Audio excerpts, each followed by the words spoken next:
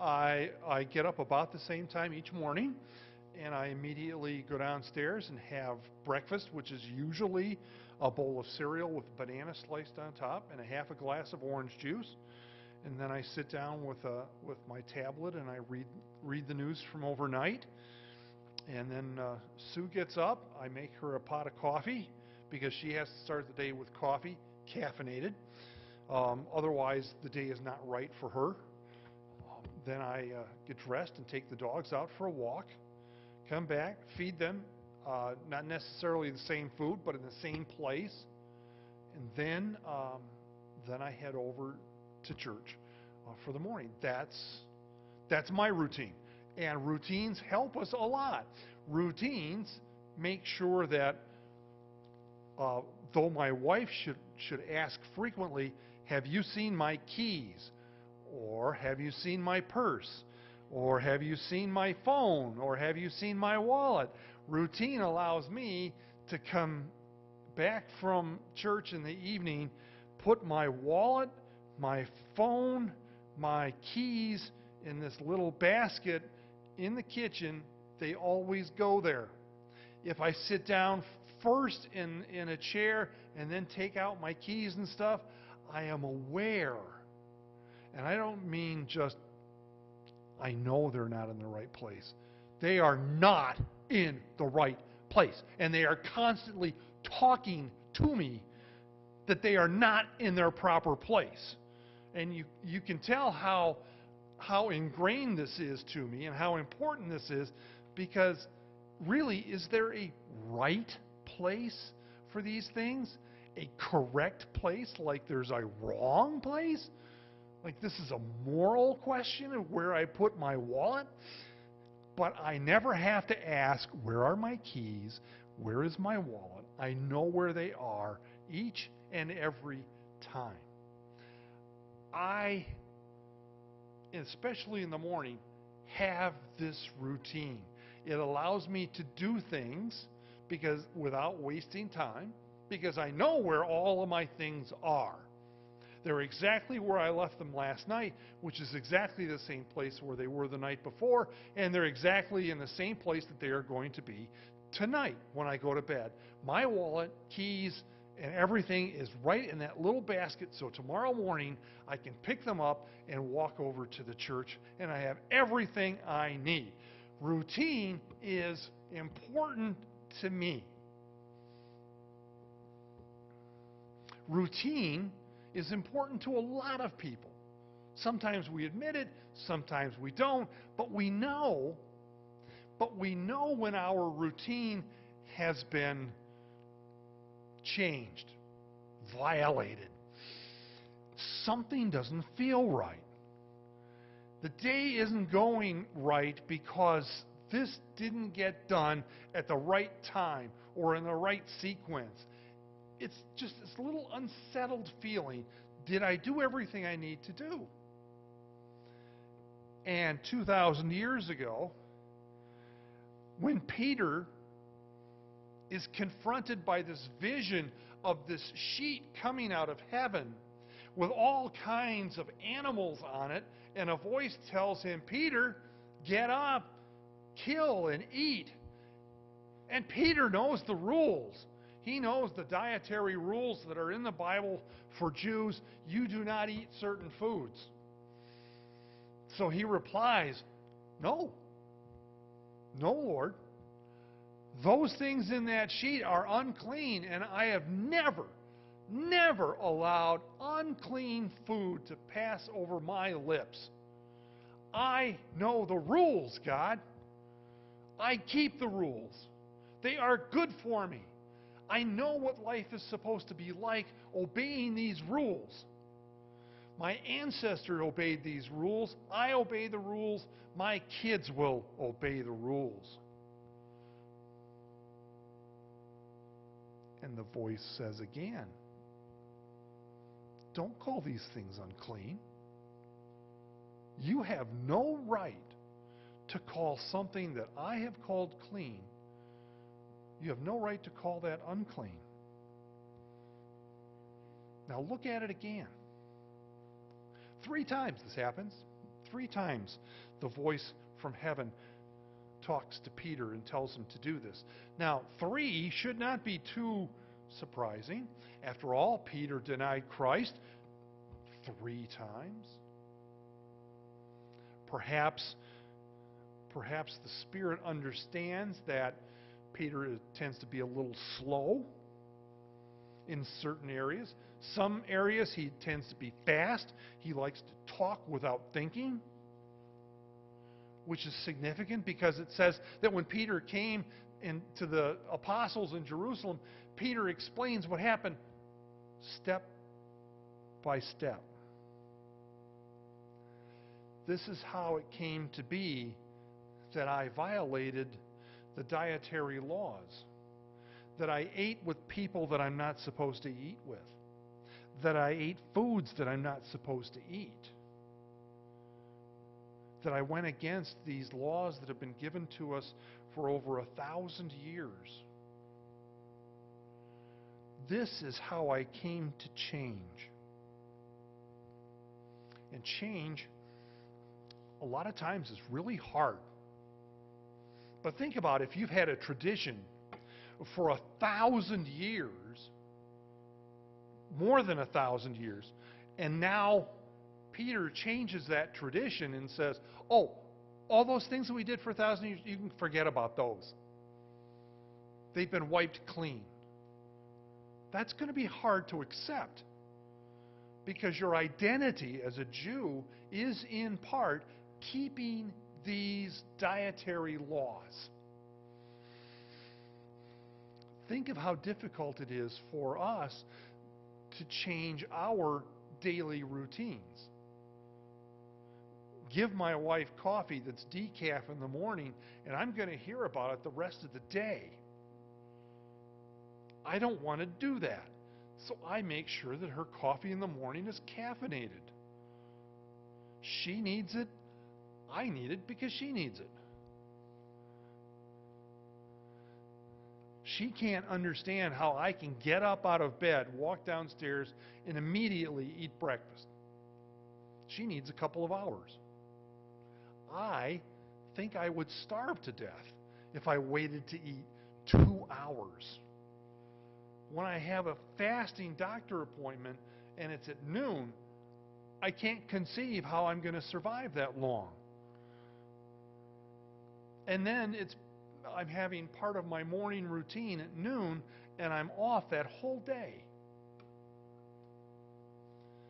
And Peter asks the apostles to accept that these dietary laws are no longer necessary. That he has been told that things that separate us are not necessarily good. That some of the things that we proclaim actually harm us. That not only was it appropriate to eat with these unclean people, it was okay to associate with them. To eat with them, to sit with them, to baptize them, it was all okay. And to baptize an uncircumcised person, it was okay to do that without requiring them to be circumcised. These are some of the hallmarks that set the Jewish people apart from everyone else. And these early followers of Christ were still Jews. They still obeyed all these laws. And Peter, on one trip to Joppa, finds that these laws have been set aside. Our day, we have our own sets of routines and traditions, maybe even laws. Who is it and how do we keep people outside of our church? How is it that even within the church, within this church, that some people are valued more than others? How is it that we keep children from the communion table because that's the way that we were brought up. They don't know enough. How is it that we keep other people outside the church? Do we use certain language that keeps people outside? Do we use a lot of theological talk? Does that keep people away? The ways that we have worshipped has brought for us an entry into the experience of God that is deeper for us than if we had not had these traditions of these are the ways we worship, these are the songs that we sing, these are the prayers that we pray, these are the creeds that have been handed down to us. They're wonderful for us because we know that language. But for someone just off the street, if we started talking about salvation and grace and forgiveness and having been washed in the blood, these are things that might sound very odd and off-putting to people. So we have our own traditions that, while they are wonderful for us, may stand in the way of others. So how is it that we open ourselves in new ways that can be very, very good at creating anxiousness? Because these are the ways that we do church. These are the ways that have worked for decades, for centuries, for a millennium, for 2 millennia. It's an unsettling thing to confront change.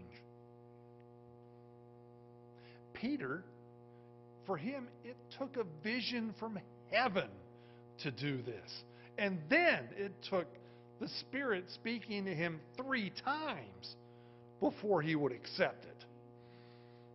If it's that hard for Peter, if it's that hard for the rock upon which the church would be made, how hard is that for us?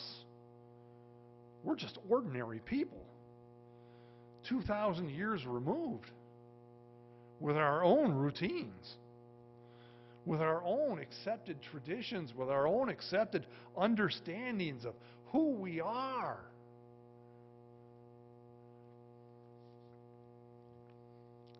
This scripture challenges us with who are we and why are we like that?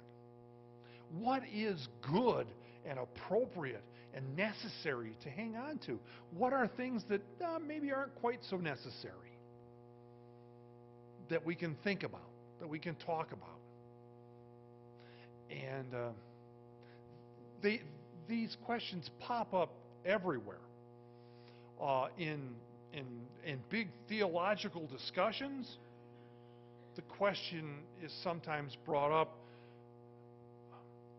we've done it this way for a long time. And implicit in that is, this has worked for a long time. And it has. Otherwise, we would have gotten rid of it. And then they pop up in secular ways. Recently, in our discussions about electric doors on the restrooms, one of the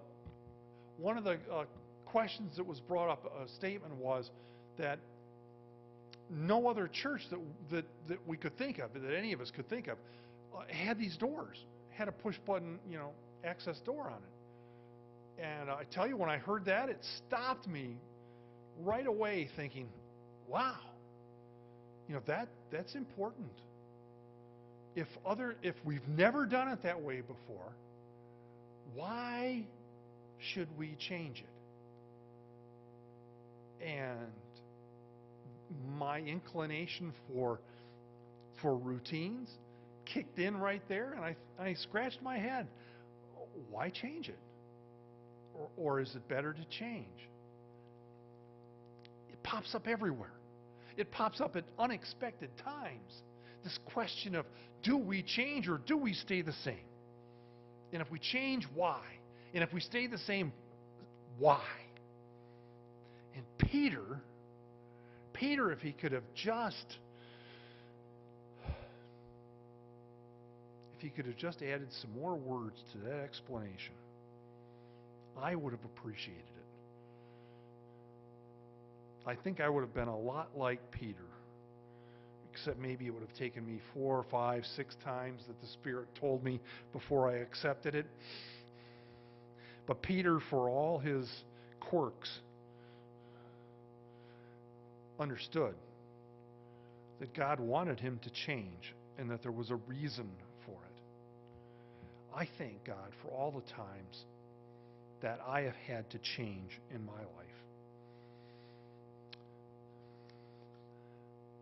Our final hymn of the day is Amazing Grace, and I find that I can see myself several times in that hymn. The wretched person at the beginning, I can see myself there. I was that person.